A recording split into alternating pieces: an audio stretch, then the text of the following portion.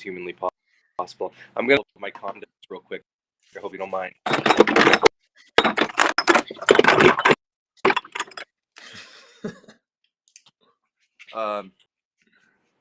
What are you drinking right now? Just a seltzer.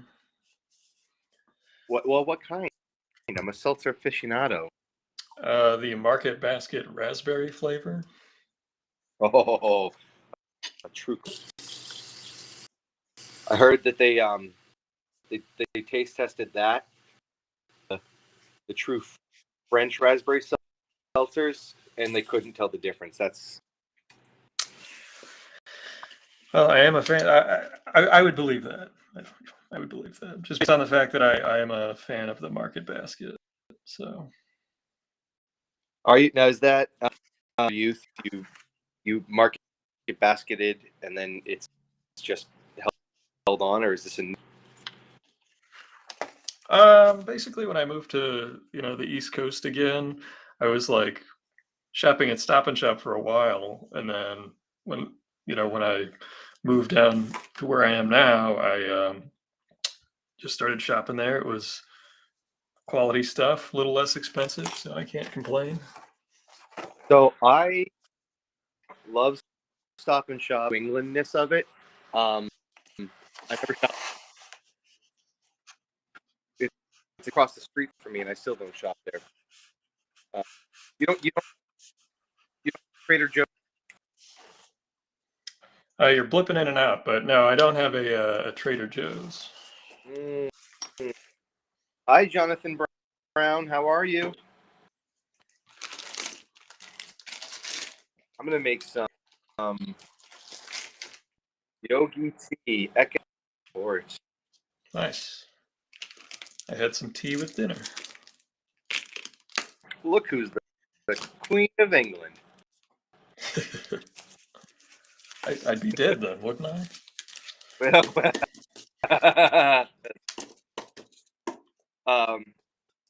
You around. It's funny that sometimes in order to do live, but we're all so busy that it's the only time sometimes. Yeah, I mean, I basically made it so that like Wednesday night is like the only time I have, and I don't know, it's worked out well just having that time slot. So we've got a cover here that we're talking about. So do you want to tell us about the origins of this crossover that you have authored? Sure. I got pretty lucky. So, well, in a lot of ways, the first book I ever had published, and we just finished up a Kickstarter. Well, finishing it up. I'm actually getting things out currently, which is a very good feeling. Ian, have you had to do your own Kickstarter before? I haven't had to run my own. I've participated in a bunch, but I have not. I've been too scared of the fulfillment aspect of it. So that's what I'm going through right now, and I feel like if I knew what it really was going to be, I wouldn't have done it. But if I didn't do it, we wouldn't be having this. So I feel like you really just end up hitting the speed bump and then just figuring it out, right?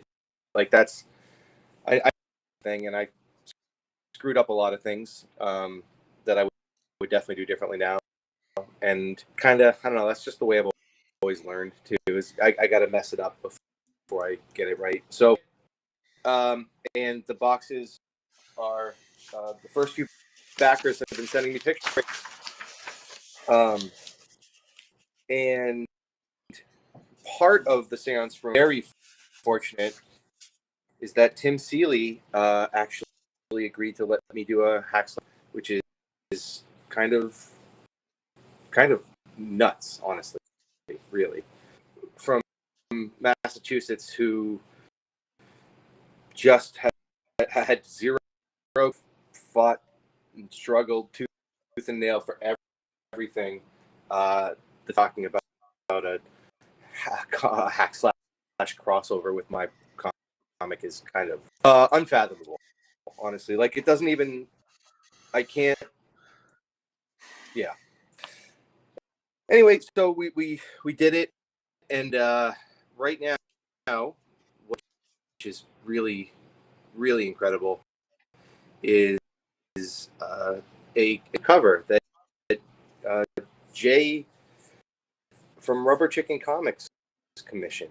He wanted to do a variant cover for the Hackslash book, and we kind of were talking back and forth about it. And then I remember I was at his shop one day. I live in Boston in that shop, but when I do, I end up for a while, and we were throwing. And then I think kind of like I always, which probably most people don't know. Do you know what I'm talking about? Where they slap their head like, I could have had a V8, and the whole realize, oh my God, the obvious answer was there the whole time. And so he said your name, and I don't make it a secret that desperately want someday is to work with you on a book. So this is the first. So when he said that, to me it was like, oh, little angel cheap and everything, and like Monty Python clouds going by, and of course. So he reached out to you, and this idea though was very Jay in general. Yes, very much so. He gave me a list of like metal covers that he's like, I want to homage these. He did a similar thing with Iron Face, where he was like, and he brought up Dio, and I was like, of course Dio, and we did the Dio homage cover for that one. And for this, by the way, the Rubber Chicken variant. Too. If I haven't, I think I did text you after I read it, how much I truly enjoyed that book. But for anyone who hasn't read it, go read it. It's actually really really fun. It reminded me so much of like, just liked some comics like standalone, fun, great issue. I think have you gotten the second one? Is there another one coming? We've been talking back and forth. They were trying desperately to like sell it as a show, and it was like the first one was done, just as like a proof of concept, because he had written those stories when he was a kid, and he had pitches, and they actually did like a little animation test and all kinds of stuff. And I've been bugging Dan Paul, who was the creator of it, and we've talked about doing the second one. I've been bugging him about it, but it's just a matter of like time and money and effort, and you know how it is when you're trying to get everything done, and then it's like, well, and I bug him because like the Kickstarter did so well. They it was wildly successful for like a one-off comic book. So often, You remember how much? It raised like $25,000 the first day. So, oh crap! Yeah. All right. Next time he's running my Kickstarter. Well, they had been reading these aloud on, like, there's a whole bunch of Iron Face stories, and it's on the Sour Kool-Aid show that they've been reading them aloud from like his handwritten notepad from when he was a little kid. And they had like his celebrity buddies reading them, like Andrew WK and all kinds of stuff. And so the stories had a following. It just, none of them were comic fans. They were all Twitch stream followers. They were not, I mean, they might have been comic fans, but they were not like your typical like Wednesday warriors, I would say. Yeah. Well, I think that there's, oh, great. I'm super excited for the promotions on that channel there. Oh, we got a spam bot. Nice. All right. That's how you know you made it. I'm talking to you. Don't come out. Who is it? Are you? Oh. Can I get a shot? No, you're not. I got out of the shower and is currently making sure she doesn't come in here. I'm naked. Okay. But Hi, Ian. But we're live on. Oh my God, I'm so sorry. It could have been a lot worse. Could have been so much worse. That would have. So much worse. It would have bumped. Hello. Yeah, I've been playing around a lot with the idea of like, people who aren't comic people, but more art book or table, coffee table type things, where spam, because I don't think I don't know, man. I think that it's that old thing, right? Of like, how do you shop? I went to the dentist the other day, and the dentist wearing my Doctor Strange shirt, and the dentist goes, "Oh my God, I used to read them," and I'm like, "Well, they still exist," and I think that's what I hear a lot. I've just been like trying to figure out how do we make stories and all the effort, maybe get a wider audience. So, that's who knows the answer to that? No one does.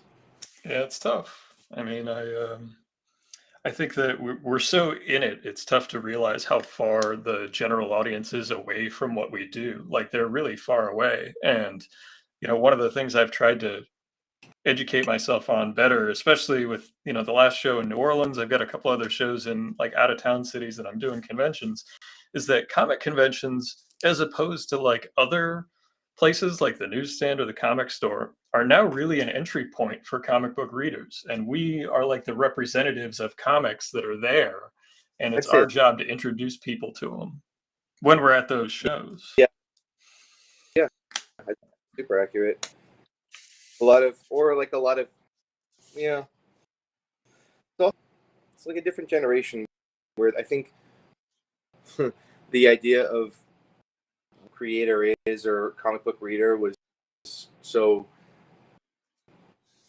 like, instance, kind of taught a whole generation about what that was, and then I brought this new generation of like kind of cool into and then they going like, oh, this is pretty cool too.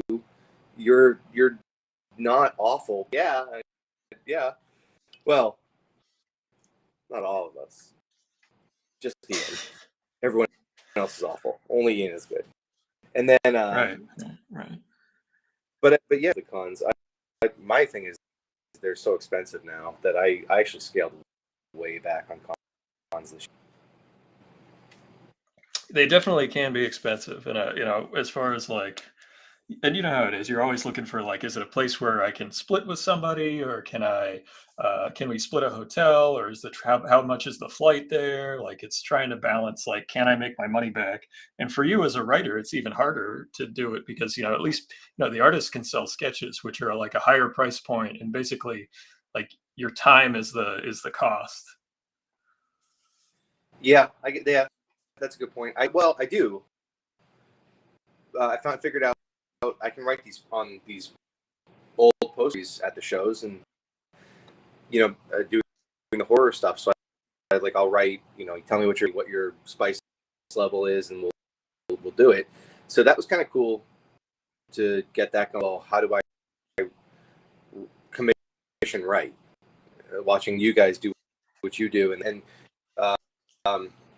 those are fun. Those are all right. I do pretty well with those actually at conventions, but they are. That's a great it's a great idea, in my opinion. I got one in a Kickstarter, and I'm gonna frame it. Oh, that's right. Thanks, dude. Yeah, they are extremely hand. The other thing, I don't know how you guys. I did had us out for a street show, and they paid me to be there to do the postcards for people at the show. So and the people weren't paying, and I usually like I get that for free. Yeah. And I didn't. I was like, well, I'm being paid, and Sarana, who that's entertainment, is one of the most truly one of the most wonderful people in comics.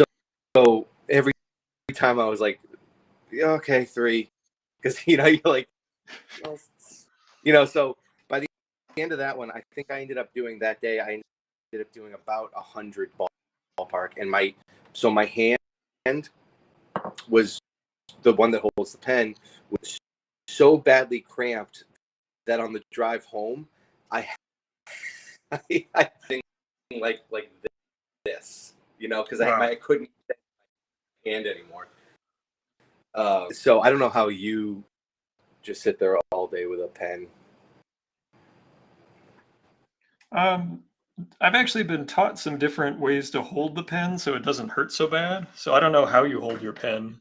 Like when you're writing, could someone just pull it out? Because that's how I try to hold it. So it's not like as hard on my wrist and stuff.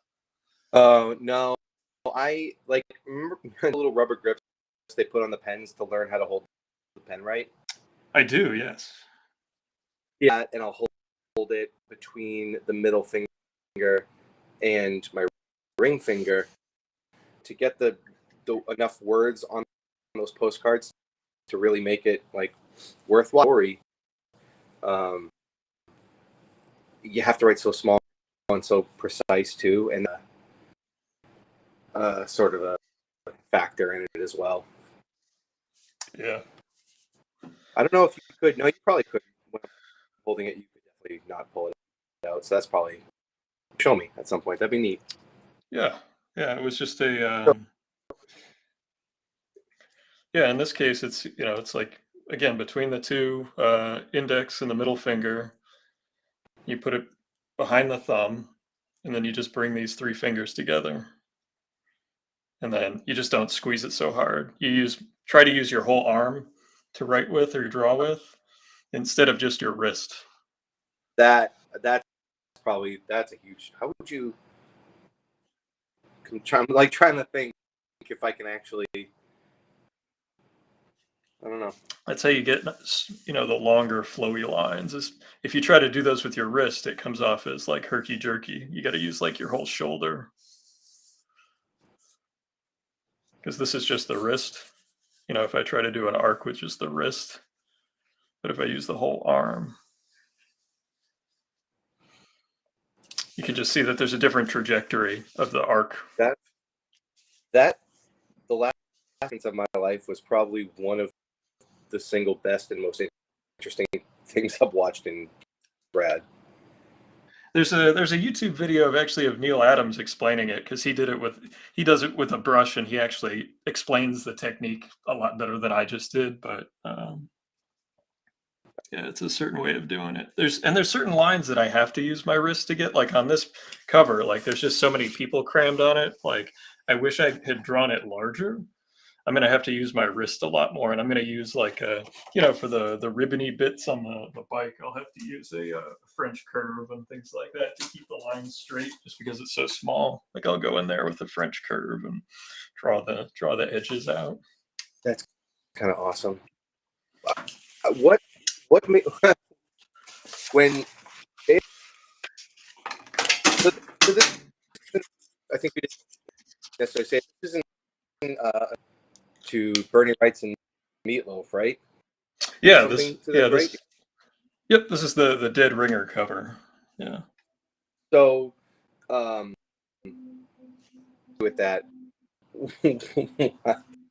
why did you decide to add every character in person? I love it. Well, I was trying to think of. I mean, I was trying to think of what to do with that composition to make it more like this. Like I like adding bits of the story, and it's / versus Seance Room. So I wanted the Seance Room characters like going up against / and like, you know, there's a point in the story, I don't know, spoilers, where there's like a you know, like an old crone magical entity, and there's some other magical entities that have very distinct personalities, and I tried to put those into how they were, you know, interacting with one another, or their facial expression. I tried to really read more. I wanted it to be a rewarding cover, so that when you finish reading it, you close it and you look at it again, and you can see more of the relationships that you wrote down. Like that's what I want. That's the dream me of someone actually investing the time to read the whole thing, because you did a wonderful job weaving the two stories together, the two properties. and someone's going to read it, flip it, close it, and then they're going to see the personality from the story on the cover. That was my hope with Jay's metal cover homage idea. That's remarkable. I do love when there's two. I'm of two minds, right? Like I'm of that mind where, in a logistical sense, it's like this is work. This putting together cars. This is just work. But then there's the other part of me, which is like, you put that much effort into things that I created, which again is just it was interesting because I seen kind of that you added the old crone in her wispy, almost like witch-esque form comic. It stuck out to me because it's like, oh, that must.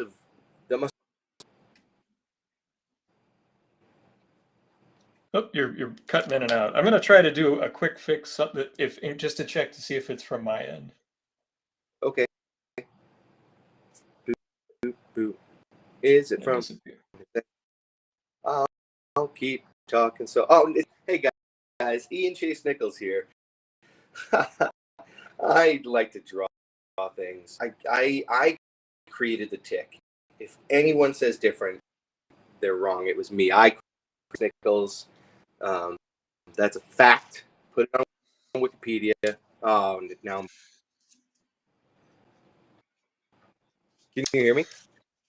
I can hear you. There's just a bit of a lag. That's all. Okay. Yeah. So when you saw the witch image, and because she's very prominent on there in a good way. I also saw the way that she was drawn. I'm sorry, I'm not remembering the name of the interior artist. Okay, But Dustin Irvin. Dustin Irvin, and they drew the character with this flowy cloak wear that goes off camera. So I was like, well, maybe if it were to continue off camera, it would be almost like it, because in the original cover they're holding this giant sail open, and I actually wove her as part of the sail. She's coming through the sail. That's so good. So you're the expression, of course, is also so fun. And I just wanted it to be fun. I was a little worried that it would be a little too goofy, but you gave it the okay, so I'll take your word for it. Yeah, what was it? The tongue in cheek is what I sent you, because it's always been like the material is serious. The presentation, it's and part of it too is they're all immortal beings in a sense, they're not really tethered to corporeal restrictions, and when you take away morbidity, essentially you stress, right? So you would just kind of always have a little bit of fun because there's real mom and dad are gone for the weekend. If death is gone, they're always going to be a little more laissez-faire, and that was especially Harry, the main character. So that was too much to text you. so I just said, yeah, tongue in cheek. Nah, that's fine. Also, it being a store variant, it doesn't have to be as steeped in the mythology. No, exactly. It's more because I remember you asking me, what did Jay say? Because it's his cover, it's his store. It is interesting when because I've had variants done for my books before where I was like, know how that variant got picked, but it got picked and it wasn't, it's out of my hands. This is just fun because like I said, I know you, I like you, and I like your work, and put myself into it more than I needed, and I wanted to be on the stream, so thanks for having me on the stream too. Oh, thank you for coming. Yeah, it's nice to have the author of the book, so people can say hi and see you, and I'll post links to Rubber Chicken because I'm sure that they'll be able to buy it there either on their website or at the store itself, or it's a store exclusive, so folks that travel in these parts generally know how those work. But for anybody that's new, basically a store gets to pick a book that they want to do an exclusive to, and they'll reach out to either the publisher or the creative team, and they'll actually pay for their own chunk of a print run. So they'll actually have more than just the normal number of copies that they would order of a book just out of Diamond or another distributor. And that covers exclusive to either that store or the convention or whatever. No one else, unless there's some other arrangement, can republish it. Right. And then usually it's on a limited run too, so there's like there as well. So yeah, not only geographically exclusive, but numeric. They're fun, and they're fun because I think a lot of times they give you opportunities to sort of do something that you wouldn't have done. I mean, a Meatloaf cover, like we wouldn't have been like, we did. We just did a video I put up for the variant we're doing for Wicked. I haven't seen it yet, no. So we are doing a cosplay, which I've never done before. This is the first one. And yeah, just interesting opportunities. The weird, but again, like if I do something that was going to go into the previews catalog and then be on store shelves, like much more broad appeal sort of focus. Here, you know what? I'll grab all 4 new issue covers and show the difference.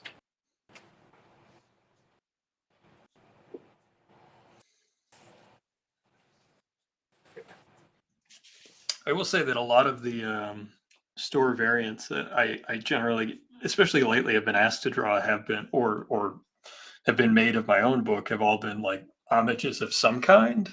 And I do understand the logistics behind it, where like if it's an indie book, they don't know if anyone's going to recognize the character, so they're hoping you'll recognize what it's homaging, and you'll give it a try.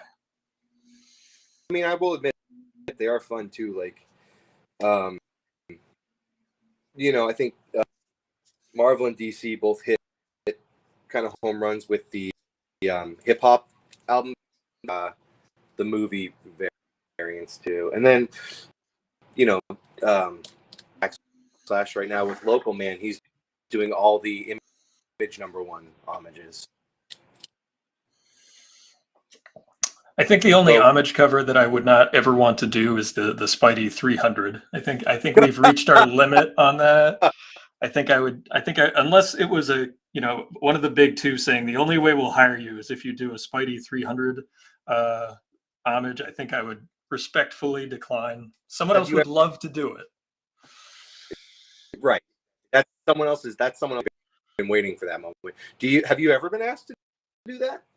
I've been asked to do it on sketches before, like on a sketch cover, but like there was actually 1 month where Dynamite did a Spidey 300 cover on all of their books. I am surprised that that there was never a Sorry, you chopped out there at the end. I am surprised there was never a Tick version of the Spidey 300. I Inside Baseball, NEC is not a big fan of the homage recreations, or at least the folks in charge of buying them. And when I did pitch an homage, I was always pitching like more obscure ones. Like there was one where it was like the first appearance of the Red Hood, and George turned it down because he was like, "Oh, no one's gonna know what it is." But I just thought it was so funny because here, I'll do just a tiny little sketch. It's like you have this giant Tick body with like the little red hood on and then the antenna sticking out. I just thought that was a funny image. and he was like, no, it's the Tick. I'm like, it's a giant blue guy with antenna with a like handkerchief over his head, and I just thought it was funny. And they were like, no. kind of want to the tick, the photograph with the two ghosts but no feet, but it would have the antenna still. Yes.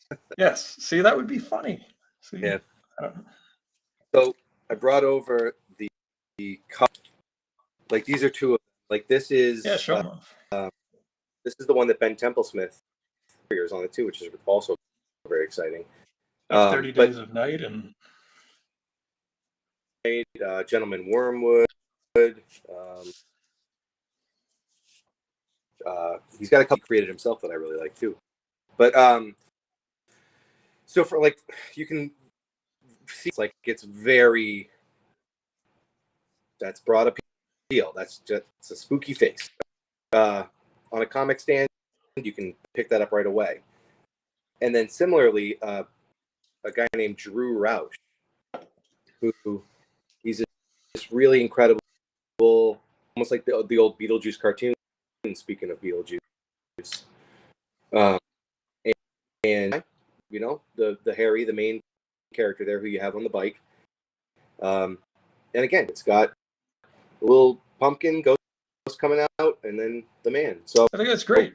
That looks great. Yeah, again, that's it's a very different. It is funny how, I mean, it's probably almost too self-involved to say, but I feel like when a pitcher a fastball versus a curveball, to everyone else, the difference in imperceptible, but to that person and the catcher, it is like the same thing goes for when you're making a cover that's broad appeal cover versus that. It's I'm sure to a person who's interested in all this or knows this stuff wouldn't think about the amount of effort that go behind some of these things. Well, you've always, even back to the first issue of Seance Room, you had a beautiful painting as your first cover. The first several covers, the same artist. Yes. So, yeah. So actually, believe it or not, and this speaks to Dustin's talent, the last two issues of the same artist who did the Hackslash book, vastly different styles. Yeah, very much so. So what else how's Lady Helena?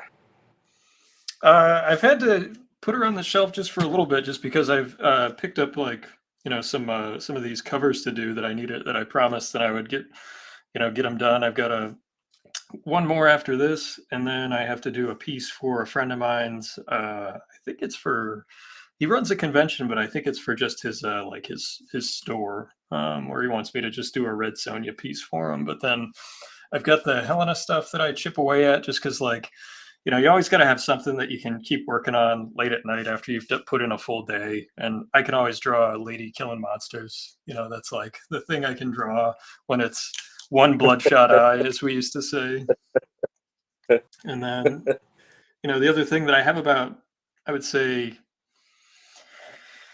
15 pages done, 12 pages done, is that funny undersea hero character that I've just been anytime I'm in a goofy mood, and especially since the NEC hasn't been putting out tick books, so I want to have some funny stuff, and I think people that know me from that will really enjoy that, and they'll actually, as opposed to the one issue of the tick that I wrote and drew, they'll actually get to see the jokes that I write get published.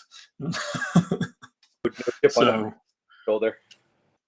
It's and that's just one that I created in college, and I've been meaning to do something with it, and it's definitely one that has, as you had just spoken about, it's got more of a broad appeal. I know that fantasy comics are a very small audience. There's not people clamoring for fantasy comics, but if you do something silly that's got some I wouldn't call it a superhero book, but it definitely has a superhero slant to it, just as far as the aluminum siding that's on it.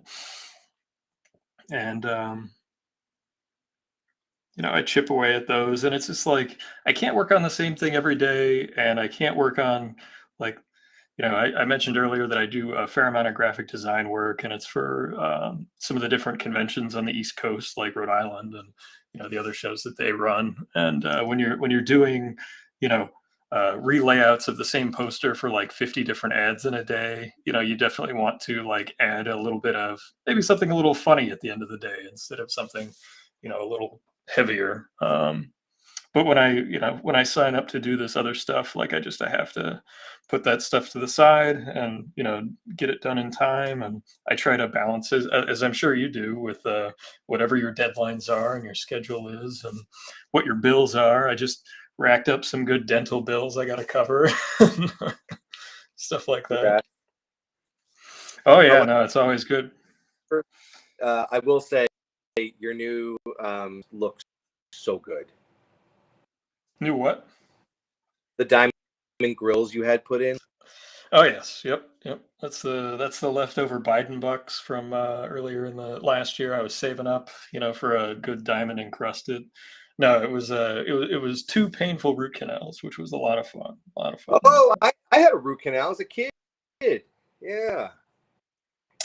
Yeah, it was a situation where I had cracked a tooth on like a piece of a chicken bone ages ago, and I didn't get it fixed, and they just had to do what they had to do. And anytime you go and do work like that, it's not hundreds of dollars, it's thousands of dollars, even with insurance. So, did you wonder? What's that? Did you go under? Did I go under? Must be awful hearing me. I am so sorry. Just chopping in and out some. No, they didn't knock me out or anything. They just, they hit you with the whatever it is, the Novocaine, and go to work. That's...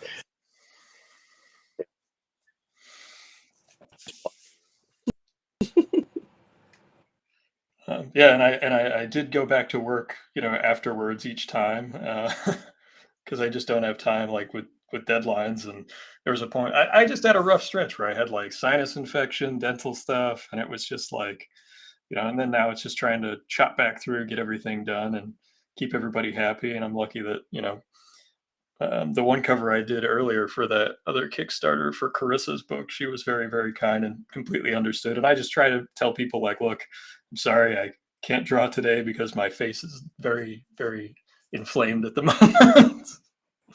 And they've given me another giant bottle of antibiotics. To mention getting stranded in at airports as well. Yeah, that was a good one. Stranded in Ohio, visiting my folks, and then it was either drive back, which was 2 days, or wait almost a full week for the next flight. So got to drive through beautiful Pennsylvania in wintertime. Oh, I took the drive to Pittsburgh once from Boston. I will never do it again. I will never. It's such a. I really, my experience with along the coast of it, and until you go the width of Pennsylvania, is how god big that state is. It's gigantic. It is, and you're driving all the way across it, and then to go to Pittsburgh, you got to take a left. The show wasn't worth it either. That was the other thing. So I've kind of started driving at about 5 hours for me for convention. Well, it's good that you're drawing a circle on the map. I have a similar driving circle, but I will add basically if a show's not covering my way, if I can get a flight somewhere in and out for $300, and we can figure out the logistics around that, I can usually make it work. Like I can't say it'll be like a big money maker, but I can break even with selling sketches. I've done pretty well, knock on wood, so far with away games, as I call them. Away games. Oh, I like that. Yeah. Well, because I think around here, like, I've got a wonderful fan base of people and friends that support me, as I'm sure you do. But how many of my drawings do they want to buy? Like, so you got to go meet some new people and you know find other people that also think that your work is not terrible. That's the key. Um, yeah, the a lot. I'm gonna steal that for sure. I mean, I play baseball and hockey, so I use a lot of sports terms for my stuff, and sometimes it lands, sometimes it doesn't, and there's not that many baseball fans among us. There's a few that are usually pop up in the chat here.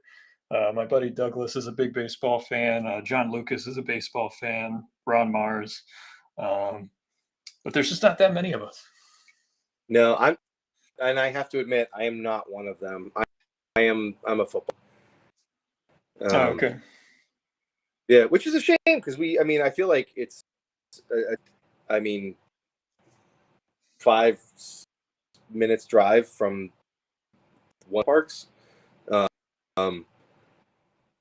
But Well, you used the baseball analogy earlier, so I was like, oh, he's a baseball guy.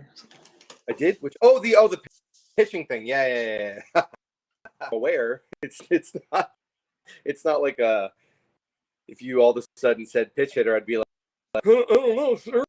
I'm just it's more the I don't have the focus for baseball. I really like minor league baseball, actually, because they have what's called a pitch clock, and it's kind of like a shot clock where the pitcher can't stand there forever. So like they have a certain amount of time where they have to throw the ball, and you don't even really notice it when you're watching. Things just move along. It's got a better pace to it. Let me throw this by you and see what you think. Games. What's that? If they did less innings, less games, strike you? Let me think here. I'm not as hardcore of a purist as some people are. I want, they've been calling for the pitch clock to speed the games along. I like the universal DH. I would actually be okay with fewer games, but I don't know if I would be okay with shorter games, with the exception of the double headers on the weekends. Like when I played in college, you had, instead of a 9-inning game, you had 2 7-inning games on the weekend, and that I would be fine with, because that's kind of like, tried and true. It does not really affect standing statistically. Those 2 extra at bats don't kill either team. Yeah, but the interesting thing would affect fantasy and statistics for players over the course of the season. I have awful things to say about fantasy sports and sports gambling in general, so I don't care if it puts them out. No love lost. Got it. Yeah, because from a guy who, outside perspective, right, is games that they play in the MLB, to me, is a detriment, because then it's like we're like, oh, it's clutch time, baby. It's clutch time. Like, so football game counts, right? Now, the other side of that I've heard is watching the progression of a team over a season. You're not watching every win counts. You're watching a team evolve, get worse, figure it out, get better. It takes so much focus and energy to keep track of that, to see that. It's got a different set of requirements. It's a grind, and like the long bits of summer that were there for the pitchers that weren't necessarily the guys who I always felt were the most underappreciated statistically and financially were guys like John Lackey, Tim Wakefield, John Lester, guys who every year pitched 200 innings or more. And nowadays that's almost unheard of, but there was a time where there was a guy who somebody's got to go out there and throw the ball, and their specialty was not necessarily throwing 100 miles an hour or having the best slider of all time. Their whole thing was they could throw 3 or 4 pitches professionally a lot. Yeah. Volume Yeah. based guys, you know. I mean, you think in relaying that to comics, no offense to the fans of this gentleman, he's a terrific artist, but he was a volume artist. I would say that Sal Buscema drew 10 million pages, and they were all professional, and they were all, you know, professional comic book pages. But I would not say that he was like doing the flourishes or the detail of a Bernie Wrightson or something like that. He had a different skill set, and his skill set was not only to do a professional job, but to do a lot of pages when they needed them. Right. Exactly. People, the raw, just like if you can. Well, it's the it's the version of comics, right? Like you're like, I don't need the best of these things. I who will get this done collectively. Yeah, it's absolutely a job. Like when it came to even in my own career, like when it came to me getting hired to do a lot of covers, it was always pinch hitting for somebody else, you know, that was, you know, not able to do it in time or bagged out at the last minute. And they knew I could get it done quick and turn it around, you know, but I do think that there were times where that definitely like because you know, you get hired on whether or not the book sells, there's buzz, you know, whether you make one of those hot 10 lists for your variant covers or things like that, or, you know, and it even boils down to, and I tell people this, not just because it's a guess, but because I know conventions and publishers look at numbers of likes. Okay. That is a sad fact of the industry is that they look at numbers of likes and they make judgments on who they invest in based on likes. And it's really it's an absurd notion, but it is true. I mean, are they aware that you can? Are they aware that you can goose those numbers? Absolutely, but like there's a certain point where the surge it doesn't matter where they come from. Like and it takes too long to look into some of the like specifics of it. And I just know that because I have been in the rooms, I will say. I am the guy who was pretty good in high school, years behind the high school, trying to tell all the kids how good I was and see who remembers me. I analogy. I just think that it's really what makes it so hard for writers is it's like you can't judge a writer as quickly as you can an artist because it's not as like I guess it's good and bad because if you get somebody hooked and you get somebody looking at your stuff, they're investing more time in you. But like, you know, an artist, they can look at one drawing and decide, no, I don't like that. And I'm sure that that's all they've got is usually the next thought that they have. But I would say that for someone to read your full script, like, I don't know, like I always ask for whenever I'm asked to do a cover, if it exists, send me the script or send me whatever you got for the book. Cause you know, that's, and it's very rare that I'm given it, but that's something that I know that I ask for. You know, there have been times where I've been told to put characters on, you know, books that you probably have or have at least seen where they didn't have the cover was due Monday and they didn't even have character sketches. So My mind. and you know, as soon as I told you like I'm in, you're like, here's the book, here's everything, you know, and Jay was like, here, pick from these. And it was like you guys were both like right on the ball. And I thought you so far have just been terrific to work with. And and like I told you, and you posted it, I read the book and we've both read 1,000 crossovers. We've both read too many crossovers. And usually each one is so self-involved, they're mutually self-involved, and they just don't tell a story. They're too worried about their character looking good or getting one over on the other character or whatever. But in this story, you actually pull it together, in my opinion. So. Yeah, real quick, I just want to say hi, David. Thank you for your nice comment. Hey, David. Yeah, I posted. Yeah, again, of two minds, right? I put to just exemplify. It was one of the nicest compliments that I've received at it, and that you saw how hard I had worked to make sure that the thing about both comics were still there, and I, I'm letting win because this one, or I'm letting Seance Room have it, look better because that's the one that it really was like, what do I like about Seance Room? What do I like about Hackslash? What would be the most in things coming together?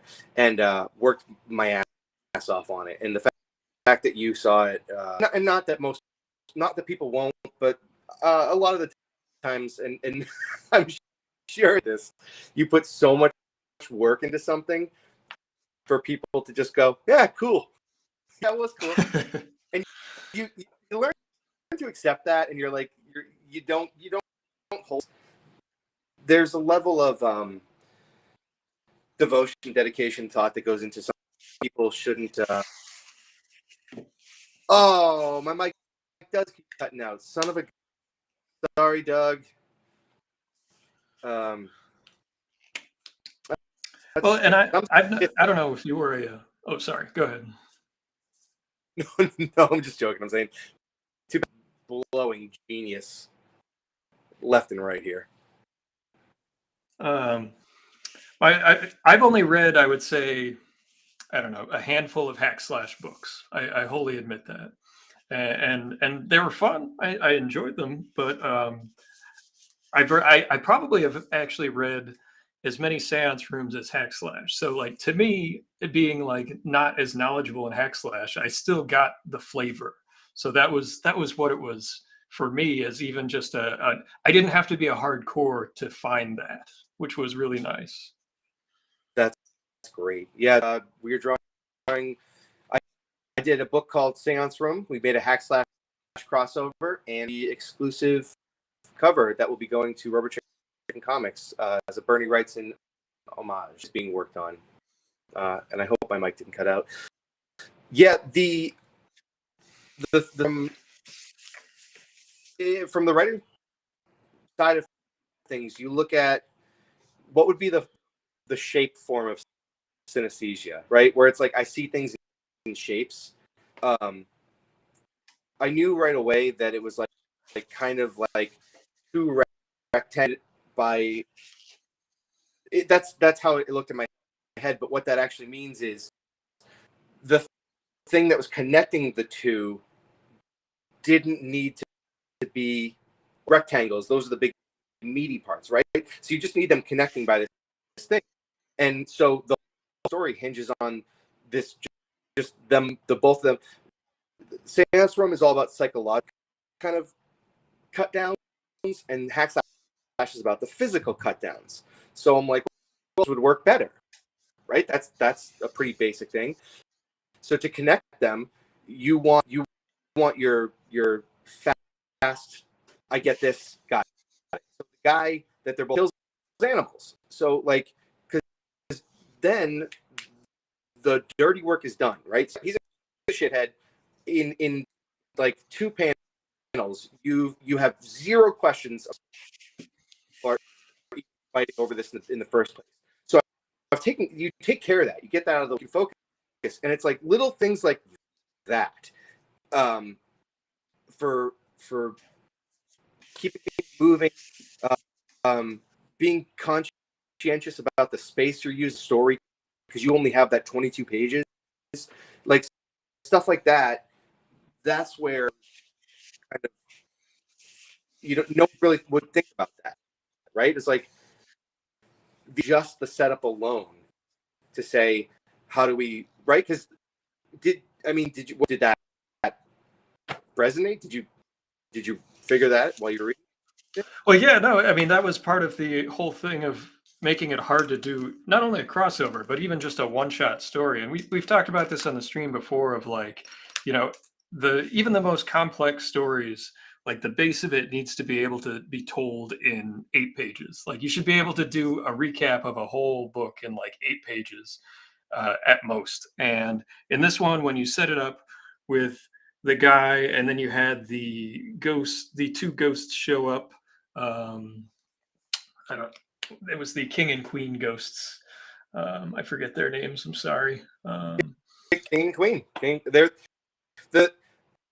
of something, but their name king and queen. They're the ghosts of fortune of Yeah, and when they show up, and his story sort of what's the word? I don't know. I'm gonna say his story just sort of it doesn't go to the side, but it definitely becomes like you start seeing how the Seance Room characters were interacting with one another when Harry first shows up, and the interactions between he and Cassie and Vlad when they are first like figuring it, kind of feeling one another out, and the whole room and everything. And it's just, yeah, it definitely it was well, impressive that it moved quick enough for one issue to get to the last page and to have that little bit of um, yeah. I'm not going to give away the last page, so it's it well and like I don't know, you probably know this, but I'm like a massive theme park guy. I love theme parks. Sometimes then sorry, let's say you are making a minute featurette about Tower of Terror, right? Everyone, you know Tower of Terror, yeah? I do, yes. Okay, even just like you know of it. So, minute little documentary, you're like, well, do I want to focus on the story or focus on how the ride actually operates?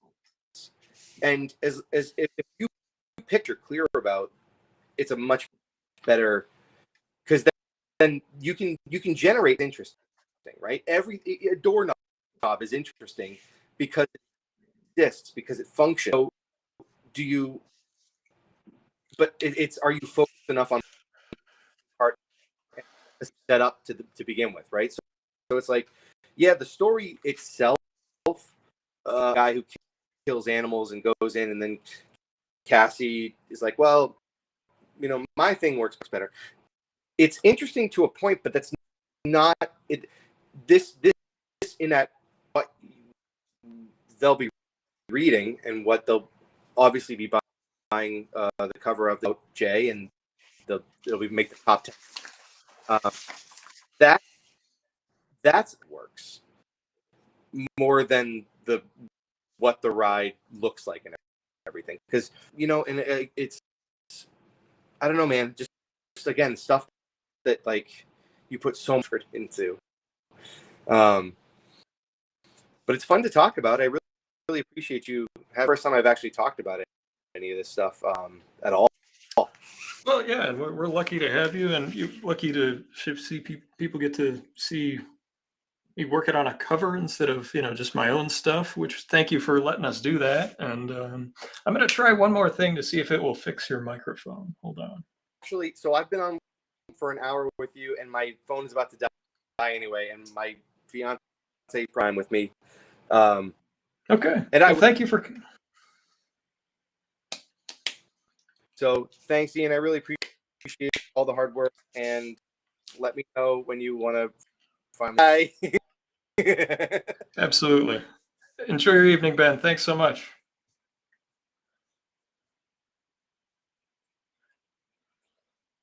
Well, now you're stuck with me. So, yeah, I would say that everything Ben was saying was completely accurate about putting your guts into something. And he definitely does with his books, with Seance Room, and he puts the miles in, he travels, he does tons and tons of conventions, and he's done them, from San Diego to New York to he's been all over the country, sending his work around. And I completely meant every word that I said.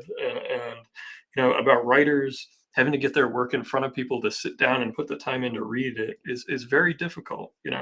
As an artist, we can post a few pieces and have a portfolio that people can flip through. And there's really, you can tell pretty quickly whether someone has been drawing for one day or, for 20 years, like, or they're good, or they need to work on some fundamentals. And writing, it's a lot tougher. It's a lot tougher and requires more of the publisher, editor, whatever. because any writing gigs that I've gotten on other books have come by virtue of getting my foot in the door with my artwork. Like I've never gotten a comic writing job externally where my artwork wasn't attached to it somehow. Either like, I'd worked with the person before and they were like, oh, he actually is a decent writer, or I've done, the artwork and the writing at the same time.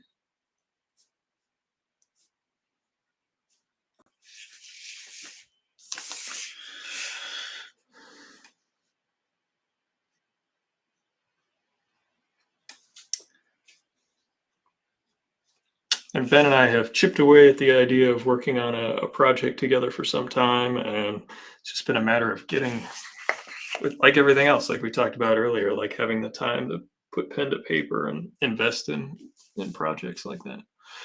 Good evening, Michael. How are you?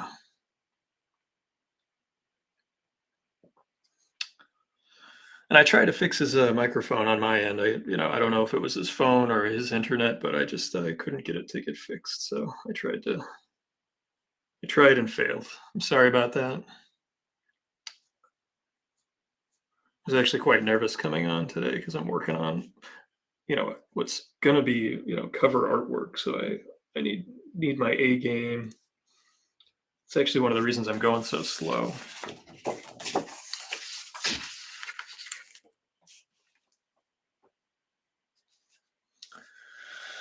Yeah, thanks for coming.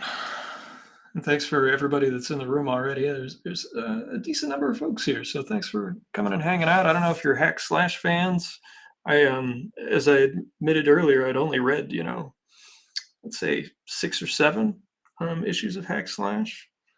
I'd met Tim Seeley at a couple of conventions. I sat next to him at New York the last time that I was there with NEC, actually. He was at the publisher's booth next to us for a little while.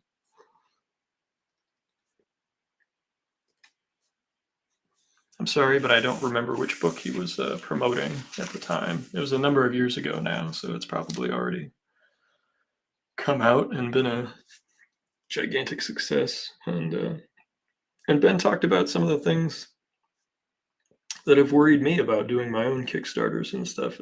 It's the fulfillment, making sure that everything shows up on time, and having to do any of the logistics, because you're setting up an entire business behind doing that stuff. So you want people to be happy. You want to take care of the folks that are supporting you. And I've also just decided after the last Iron Face Kickstarter that any Kickstarters with my own properties, the books are going to be completely done beforehand. So, there will be no question of like timing. It'll be, here's the turnaround, here's the printers telling me, and then all I have to do is post updates from like shipping and the printer instead of sending pictures of like stuff I'm working on.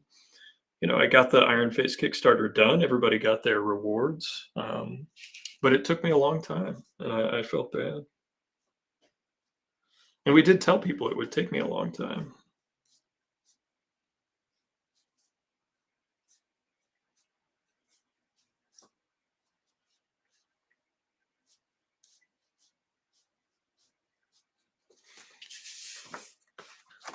And I've been lucky. I mentioned earlier also, for people that have just popped in, like I've been lucky lately to have these extra covers and stuff to do lately. I'm always very grateful and very fortunate. And rubberchickencomics, as I've mentioned many times, they really support the artist community. They go out of their way to do it. They publish their own books. They publish books of their customers, of people who shop at their store. They have one called Werewolf with a Chainsaw that Mike McCrea and Josh, they do together. And it's a lot of fun. And you can imagine, if you will, a werewolf with a chainsaw. And if that's something that you would perhaps find some interest in, I feel like that you would enjoy that book a great deal. It's got a great grindhouse like feel to it, in my opinion, because it's just like from page one, it delivers. Yeah, Michael, you're exactly right. It's very difficult. Even with the resources that are out there, there are unforeseen problems. Like you never know if all the packages are going to make it. So you have to build into your budget, into your shipping budget, at least a certain number for returns and stuff. And that is, just another layer of things that go into when you price things out. It's really, really hard, Mike. And that's one of the things that I've been so worried about, like doing my own, is just having the funds and stuff and not trying to do too much. Like I would say that some of my favorite Kickstarters have been just the book. And I know that that's an extremely hard ask to support a book that way.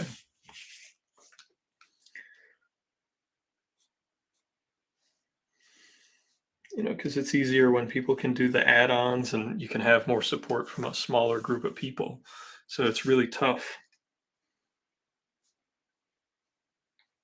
My hope is that I can have additional add-ons that don't require me to buy large runs of things and don't overly increase the cost. Like when I was designing I actually designed a Kickstarter from soup to nuts for New England Comics to do the Tick on Kickstarter.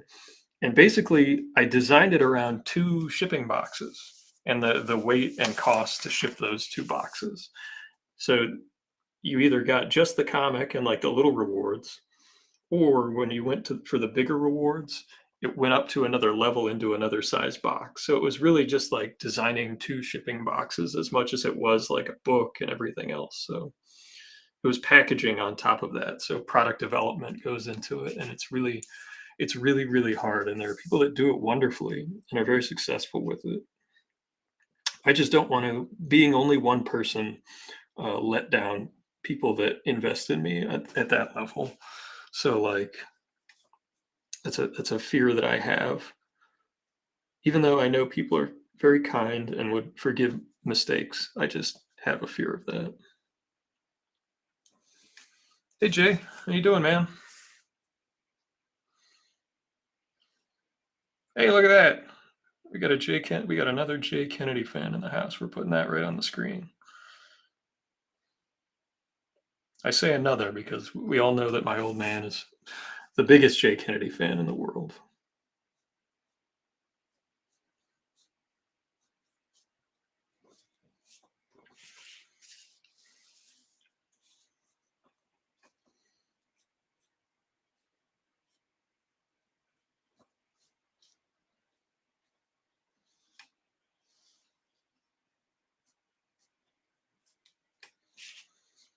Look at that. The love for Jay Kennedy, just constant. He's the life of parties he's not even at, but he's at this one. So Jay, when are we going to do our team up stream? Is it going to be like a Saturday night deal where we just have it on YouTube with a big warning label? Or do we both want to get kicked off of Facebook for a little while?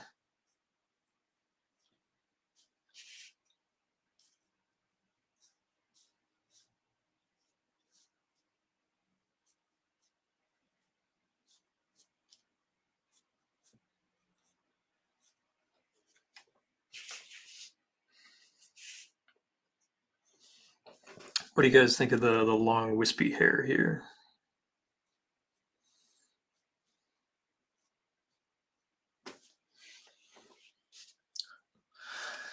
I'm sorry, Ben, it kind of looks like Wendigo, the hair.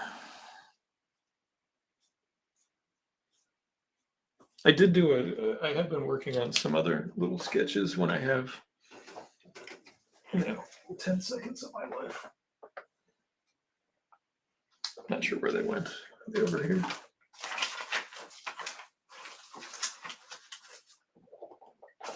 Oh, here they are. These are just 2 like 6x9s. There's a Batman and a Poison Ivy.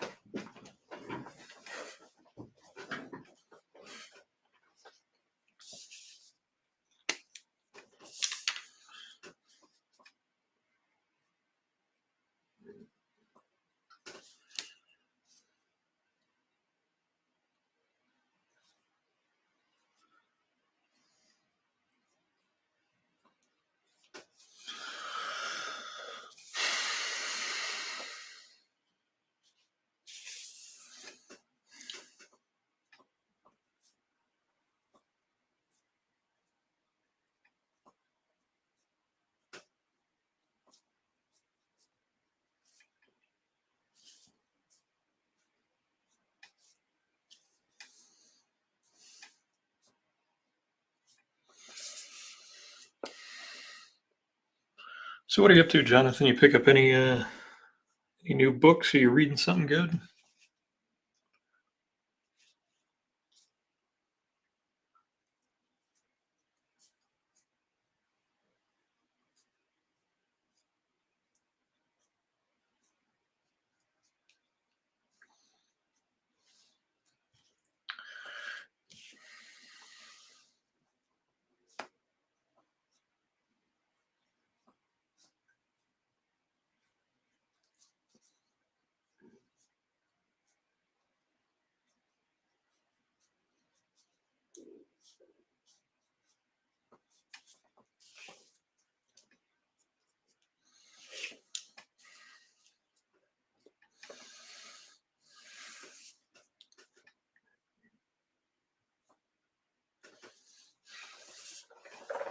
I would say this is a very typical face of mine, the way the lines are.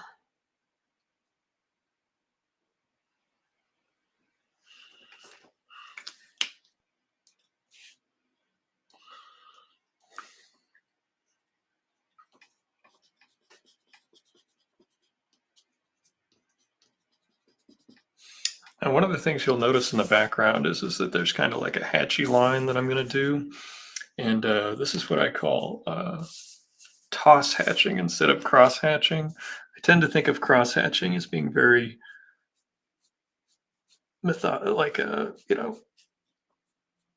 straight lines, usually done in such a way that you could almost make a screen out of them.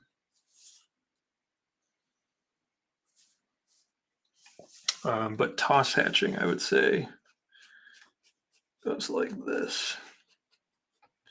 Every line is curved, and it's a different way to make a screen tone pattern with interlocking curves instead of straight lines. And you can see there's just a totally different energy from this line to this line, even with the same pen. And that's really what I want in the background, is much more energy like this. And I'll be doing it with a very fine, extra small pen. So it'll be really like something like that. And it'll taper to create some layers. You know, there's trying to get as many layers as we can in here.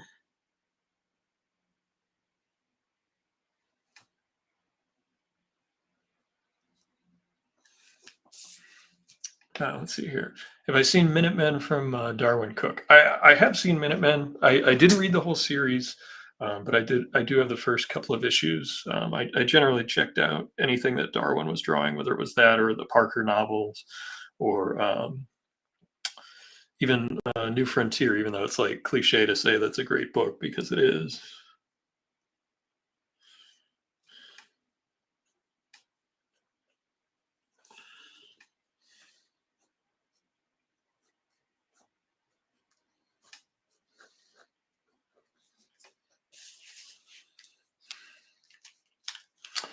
Nothing much. I do so much reading at work. I usually just stare at the TV when I get home. My reading pile is long. Once I get time to start, there will probably be like that Twilight episode, break with my glasses. I don't blame you, man. I would say that I read a couple. It's usually late, and I'll read like one or two comics, and it's usually random. Like I'll just grab out of a stack. You know, like I was reading a random Star Trek comic the other day that I had, you know, that I got in a dollar bin just for fun because I thought that it looked like a neat story. It was an old one. It was one of the ones from the 80s.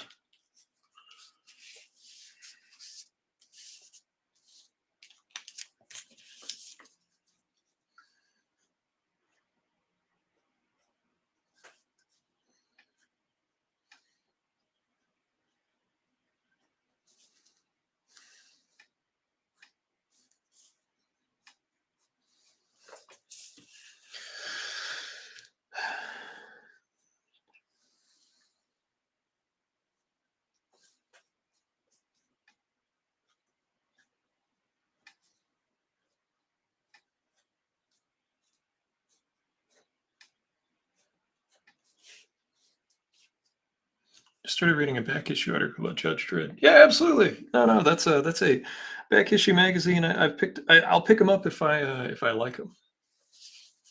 The topic sometimes, like they did a couple on Aquaman. I picked up those. They did a couple on different artists I liked. I'll pick up random issues. I just if I'm not into what they're covering, I just can't get into them.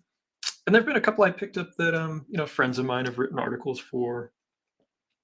There were a couple of folks that I knew back up in Boston that used to contribute to them, and anytime they wrote an article, I would pick it up.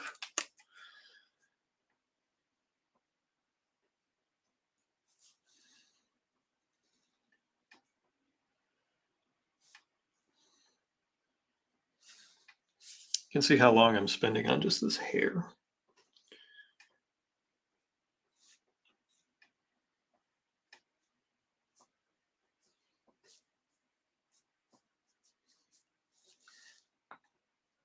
Is anybody going to care about the hair when it's on the book? I don't know. But I just want it to look cool.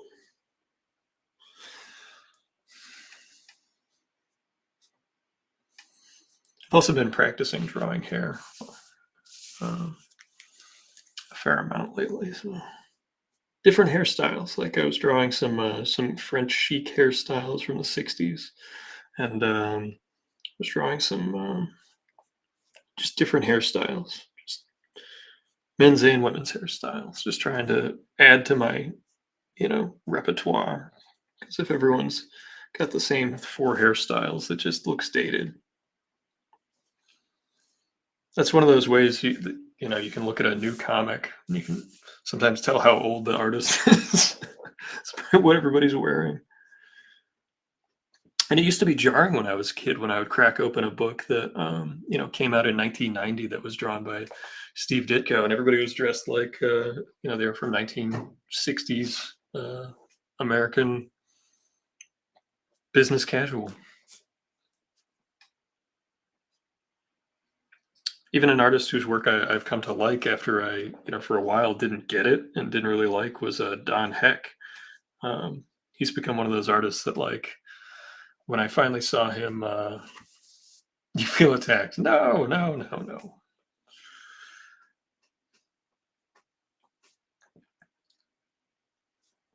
I'm just trying to add more stuff. It's me. It's about me feeling inadequate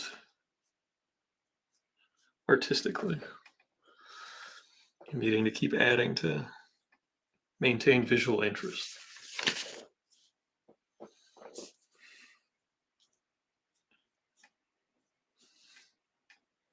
And it's just one of the ways I actually find a way to keep an interest in my own work is to keep adding new stuff to it.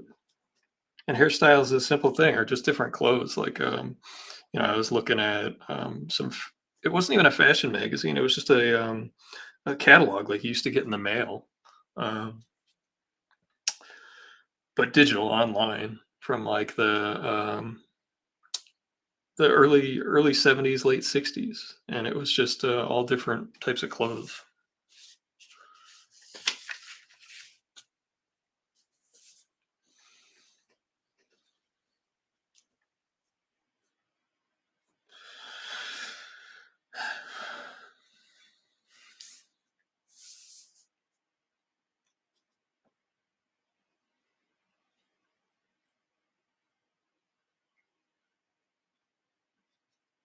And for me, you've been watching like the difference between working on a cover and like when I'm working on a sketch. When I'm working on a sketch, I'll just kind of rough some things in and go, that'll work, and move along. But, on a cover, I need it to be the best I can do. There have been covers that in my career, and I mentioned this earlier, where I've had to do rush jobs and I've had to look at those covers for, the rest of my career. To date, I mean, and some of them are on books that people really liked, so I'll end up signing them at shows, and I'll see them, and I'll be like, oh, I just wish I could redraw that arm or that background or something. There's always something there that I want to fix, and I want to do my very best, especially for my buddies Ben and Jay and Josh and everybody at Rubber Chicken and Jason.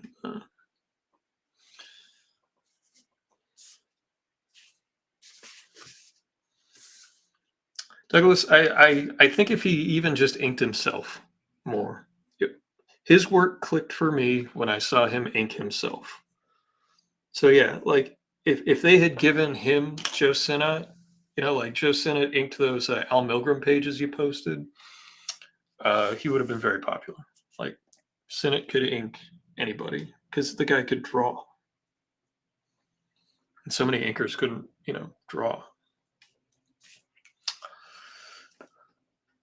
But when you got one that could draw, they just skyrocketed in how good they could make people who were inking look.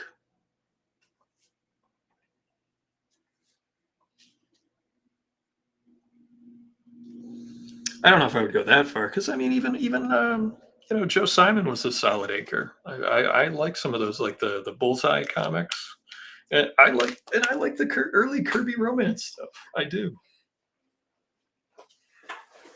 I mean, they invented the genre.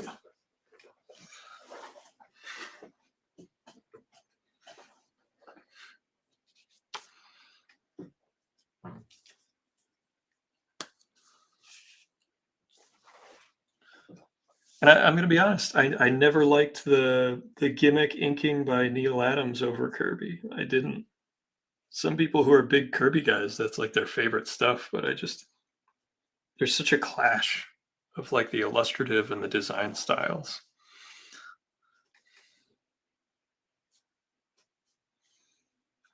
And the one time we got to see Toth ink Kirby, it was done with Werner Roth finishes on the layouts, so it wasn't really Kirby and Toth. It was that Juggernaut issue of the X-Men. It's such a weird Frankenstein book when you look at it and you try to break it down. Look at those early FFs when he had a matte inker. Yeah, that was Dick Ayers. To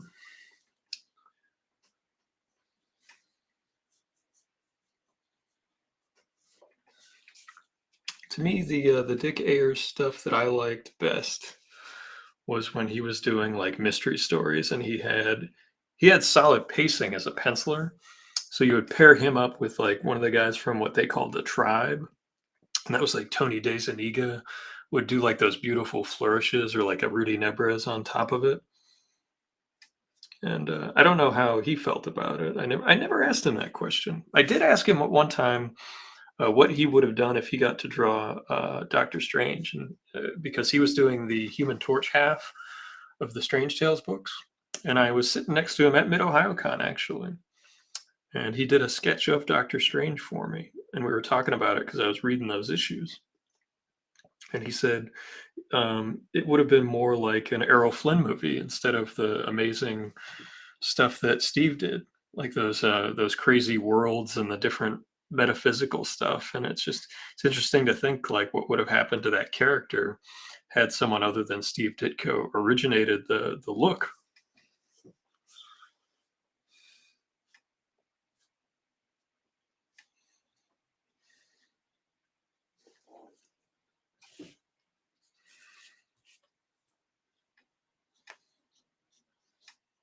And like the visual rules of that character that have been, played with and copied or tweaked ever since, or commented on. I guess that's a better way to say that you do a story and that's, not in that style, but in those cliches and tropes and stuff.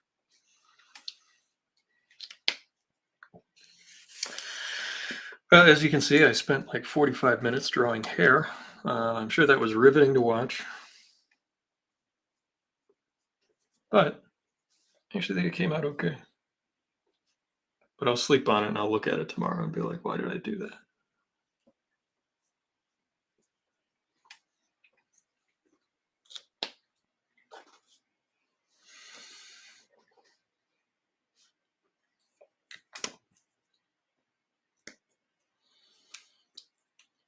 Let's see if we can keep going in this direction. I'm actually going to need a brush for some of this. So we'll change tools.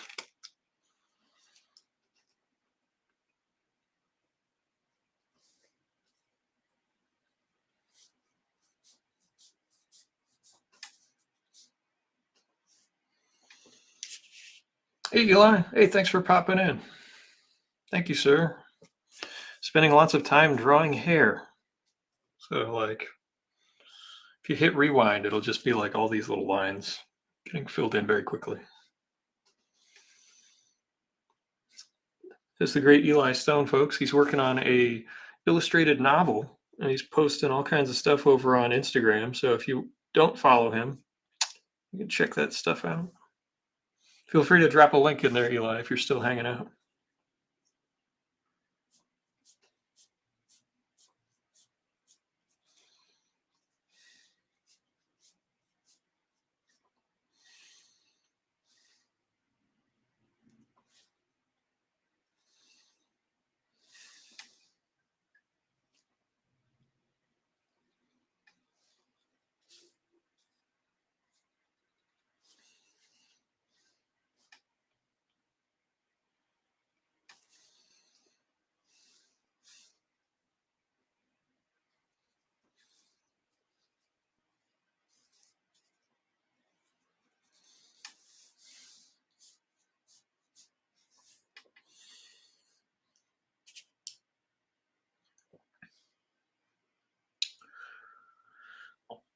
Oh, hey, Michael. Thank you. Yeah, it's always trying to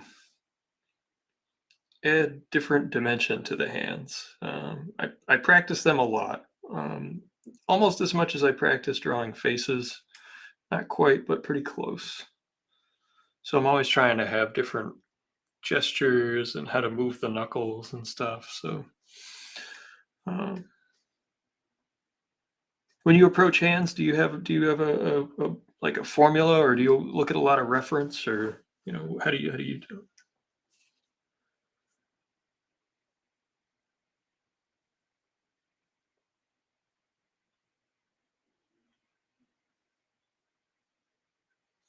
Oh, that's okay, Eli. I didn't mean to keep you. So, like, thanks for popping in. And that's amazing that you turned on the old deadline speed there, it sounds like.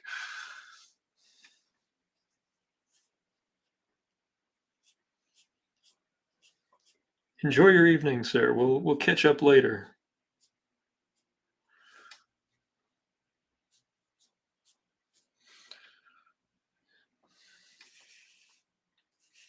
You look at reference. Yeah. I mean, I pull reference too. I just have like a basic, when I'm starting to out with like a new pair of hands, I think about what the character's doing, what he's holding, what she's doing, what she's waving at, her emotions. And like, I'll start off with always with the palm, because I can draw that in like different directions, because it's just like it's just a box. It's just a box.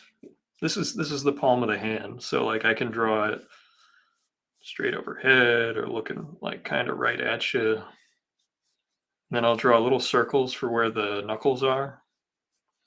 And then I'll just draw a single line where the fingers are. And then I'll fill it in from there.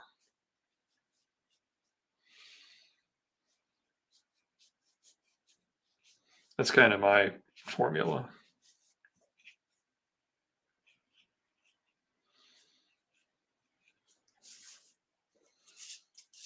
That's kind of how I do it. And also, like, I grew up in a household where most of my family, especially my mother, spoke with her hands. So her hands would always be moving when she's talking. So, like, I found it funny one time when I was showing my work to an editor. They commented that everyone was talking with their hands, and I'd never really noticed it, but that was like absolutely happening. I was making everybody that talk with their hands.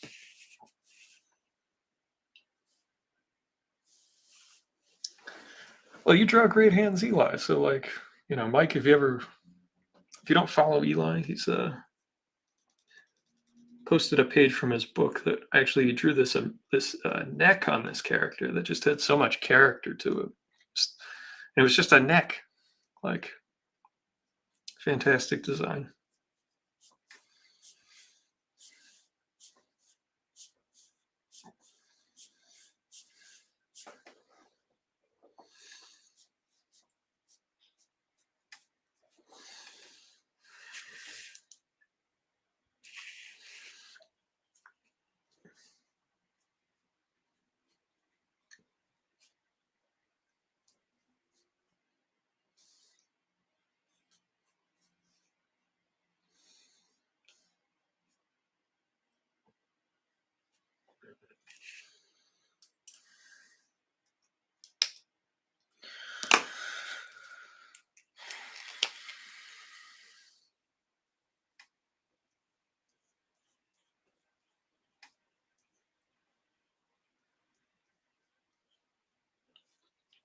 I'm glad to hear your classes are going well and you're teaching people the joys of drawing. So I'll be honest, there's not many things that I would want to do more than just draw pictures.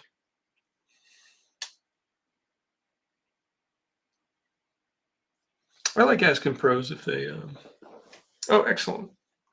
Yeah. If they still like to draw. And most of the time they say yes. Have I ever asked you that question? I don't think I have.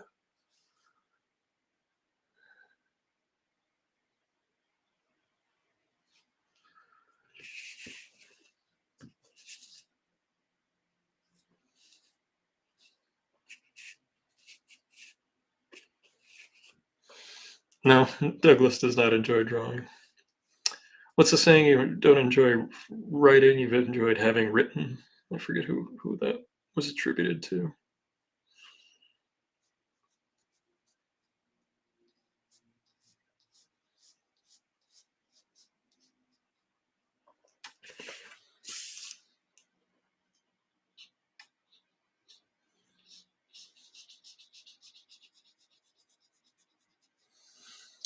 Yeah, even when I'm doing other stuff, I'll on my lunch break, I'll draw just a little doodle or something, just to try to get myself through the day, working on whatever it is that day. Like today, I was working on just tons and tons of different ad layouts that company I work for has been asking for. I've been chipping away at them. There's just so many of them. There's just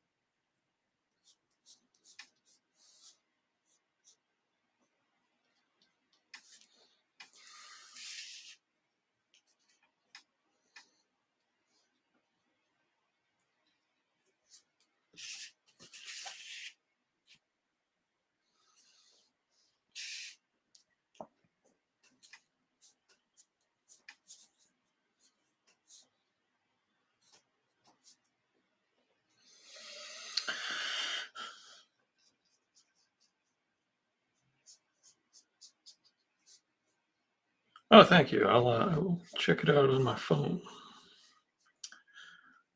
I try to only keep one window open on my stream because it anytime I've had a tab open or something, like someone will tell me that the sound kicks out or it'll lag or some crazy thing.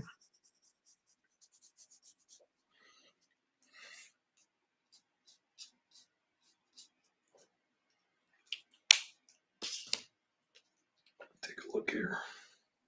Off camera, I don't want to reveal it to the dozen or so folks that we got in here.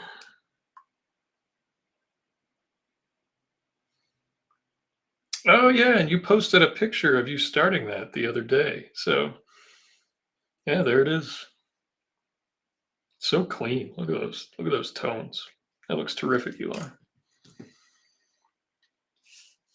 On this cover, here's the little prelim.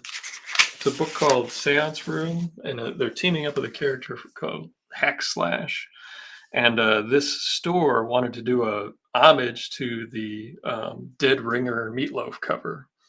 And it was painted originally by Bernie Wrightson. So I took it was originally Meatloaf with like these like sea nymph women like hanging onto him. And I changed it around so that it was the characters from the book.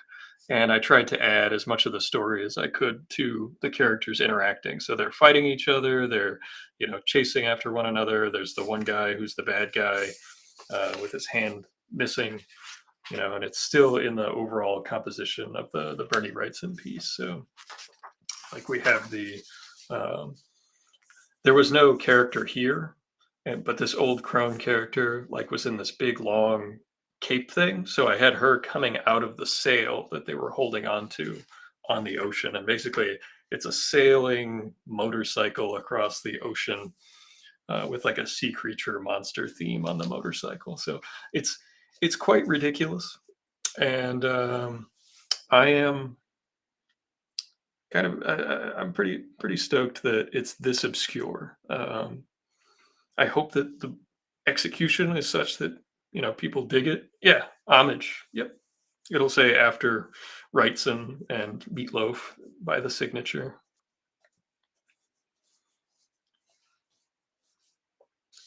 So, but yeah, and I've just been working on this part so far this evening.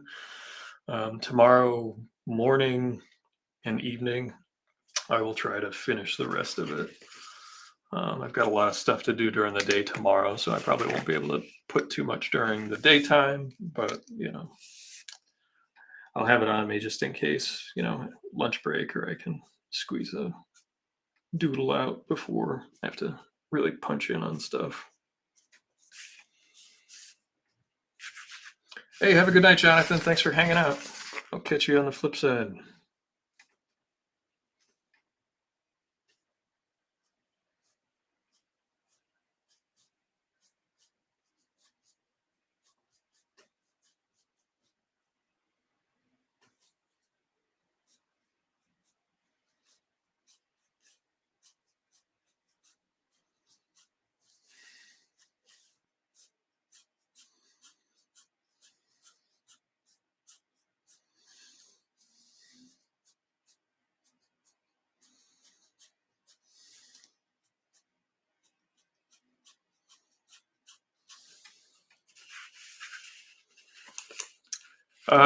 Which Bat?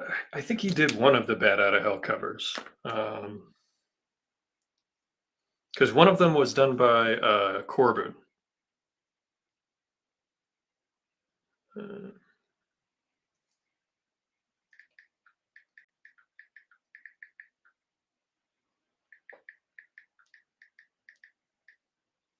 I'll Google it. We live in that time. Yeah, Richard Corbin did the Bat Out of Hell. Yeah, that one's Corbin.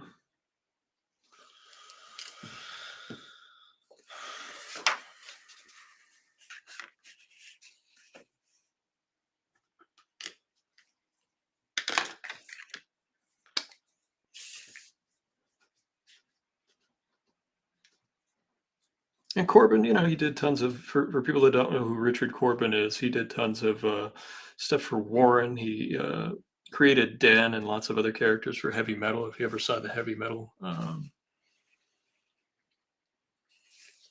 I have no idea, Eli. Actually, that's a very good question. I would like to know that myself.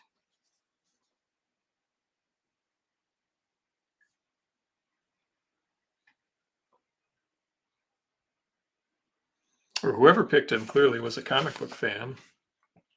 That's the thread, the commonality between Corbin and Wrightson.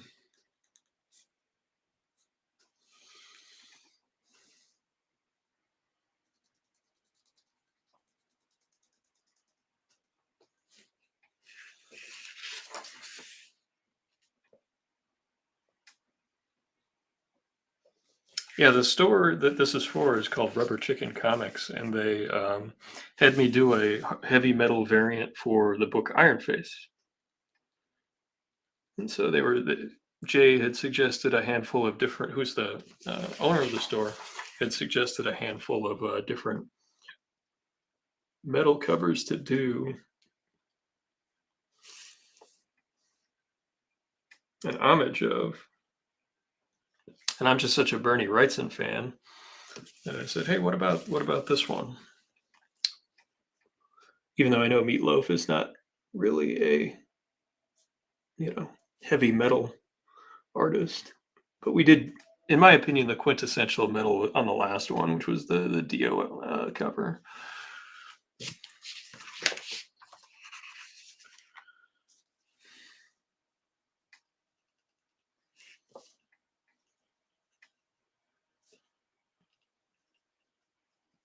I've actually met the guy that did the Iron Maiden covers a couple of times, Derek Riggs. He does some comic conventions now and again. I sat not too far from him at one show, and he was a nice fellow. I don't remember if it was his manager or his wife that was with him. I don't remember. But she was very nice.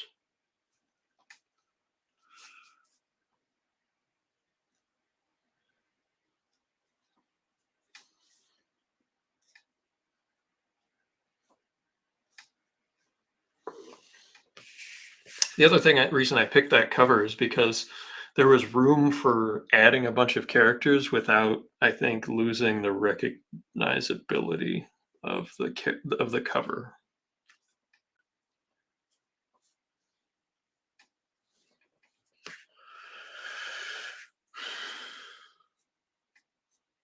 That's not even a word, recognizability. And that is why I lose at Scrabble.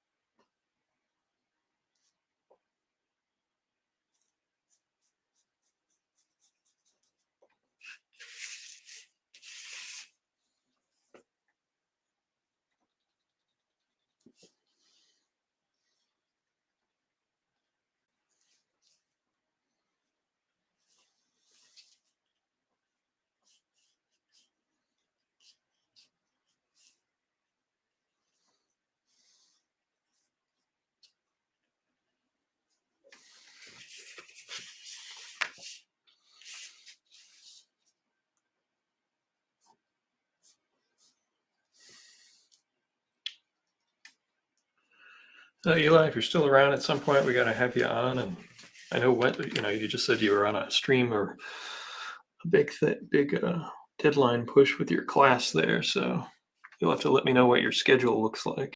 And if you have any ability, maybe next month sometime.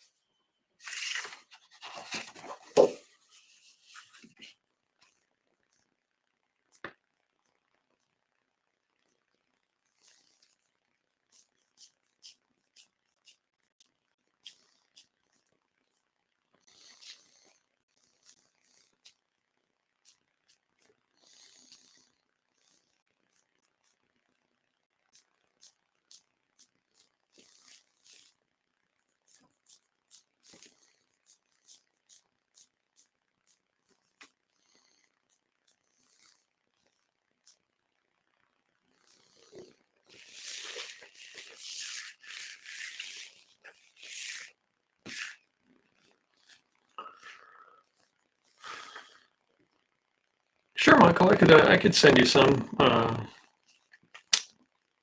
suggestions in that regard.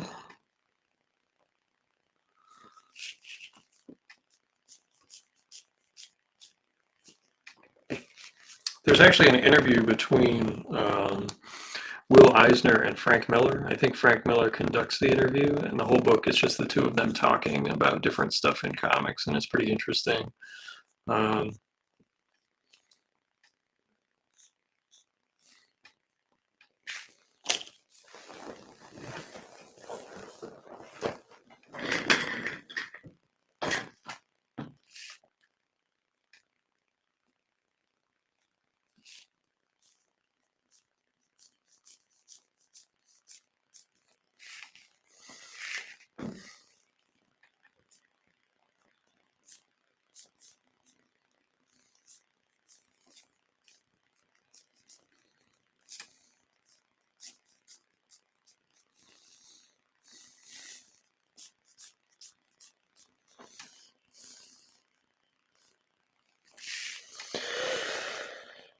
Either book or movie. Yeah, I mean, they've done a handful of movies that are interesting. There's several on either Tubi or they've been on Amazon for free if you have Prime. There's one about Steve Rude. There's the Image Revolution. There's one about the Ninja Turtle guys that was done that was pretty well done.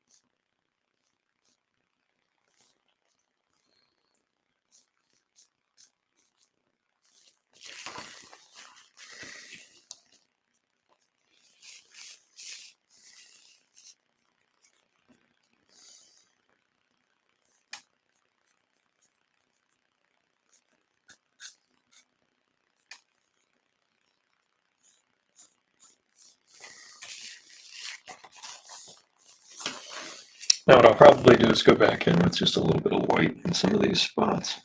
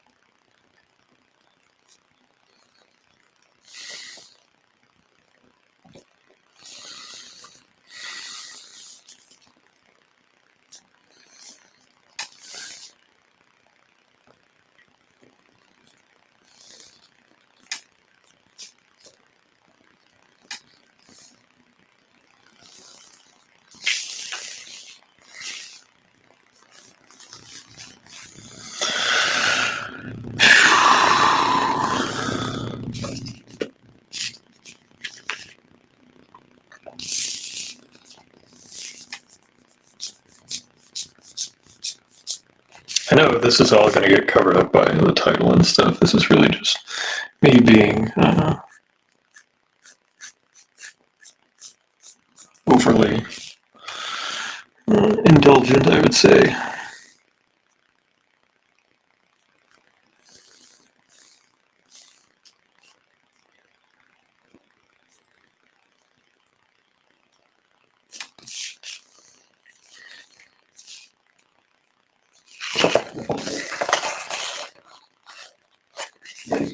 I might actually lose a couple of these. I might white a couple of them out. But we'll see how it looks in the morning. But that's how it happens. So it's a little too, there's not enough gait to it, in my opinion.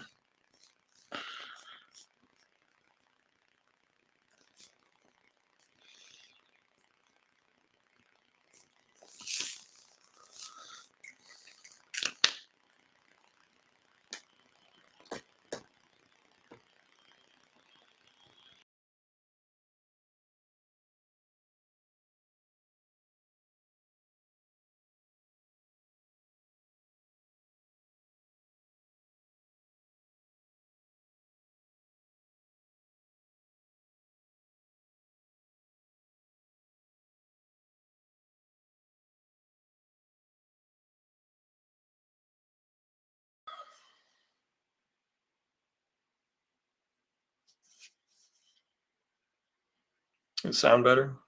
No?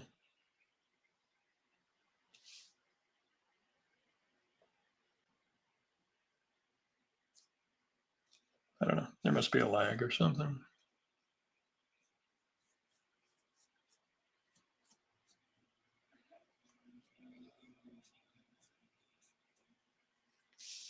Cool.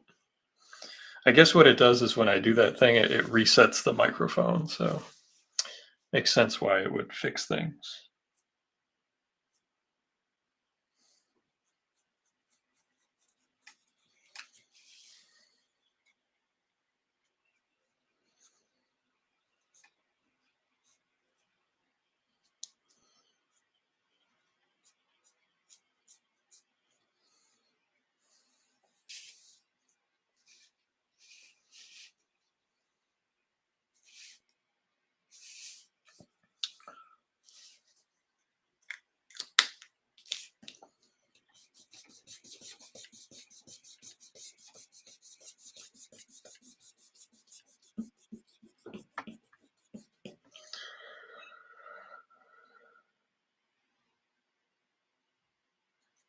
Yeah, I could see that being frustrating. Yeah, I would say, you know, when I've read directions like that in a script, I would say that, you know, at times they're looking for the over-the-top, almost vaudevillian, like he stops, and it's almost like he's looking like he's intentionally stopping, you know, and like almost mugging, you know, for the camera. I've read it as such.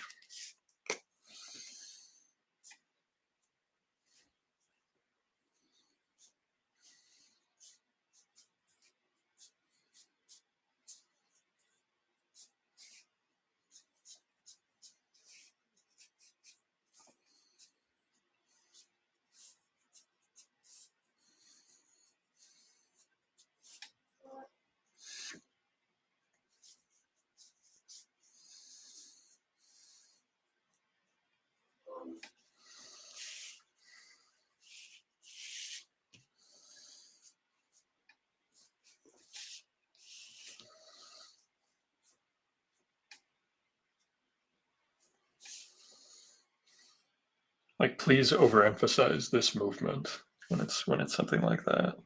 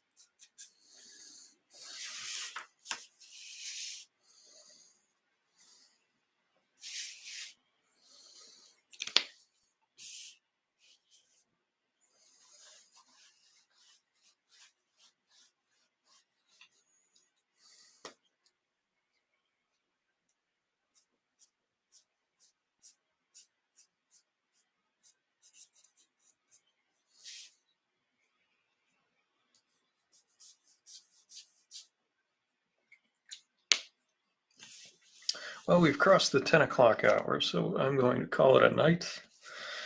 You pretty much got to watch me draw hair most of the evening. And a little bit of this sail that I still need to work quite a bit on. I need to pull some back here, and I think I need to white out this one here, this line here. That doesn't need to be there.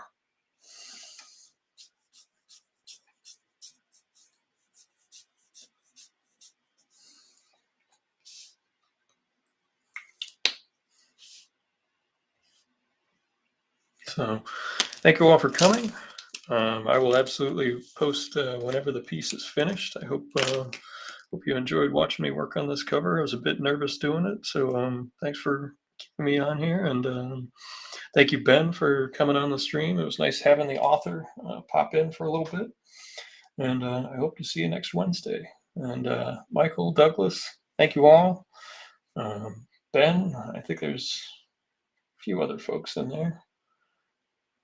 Any of the lurkers that are hanging out in the back there, thanks for hanging out, and have a great night. Bye, everybody.